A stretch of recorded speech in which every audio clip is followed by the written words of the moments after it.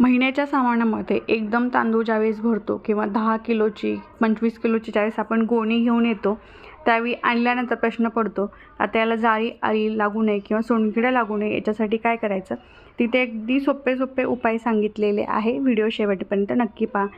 Regular आपल्याला जे तांदूळ लागतात 2 किलो किंवा 3 किलोचा जो आपला डब्बा असतो तांदळाचा त्याच्यामध्ये तुम्ही साधारण 4 ते 5 तमालपत्र घालून तो ठेवू शकता। त्याच्यामध्ये बोरिक ॲसिड लगेच मिसळण्याची गरज नाही किंवा तांदूळ आणल्या लगेच काही खराब होत नाही। जे उरलेले तांदूळ असतात त्याच्यामध्ये बोरिक ॲसिड मिळते, मेडिकलमध्ये कुठेही मिळते, ती तुम्ही मिक्स करून ठेवू शकता किंवा लवंगांची माळसुद्धा ठेवू शकता किंवा तमालपत्र जे खडे मसाले असतात ज्याला स्ट्रॉंग वास असतो असे खडे मसाल्यांचा इथे वापर करू शकता जेणेकरून जाळी अळी किंवा सोंडकिडा लागत नाही। बोरिक ॲसिड ही खूप छान पद्धतीने काम करते, अजिबात शेवटपर्यंत याला कुठेही जाळी अळी लागत नाही। व्हिडिओ आवडल्यास नक्की लाईक शेअर सबस्क्राईब करा, सोबत बेल आयकॉन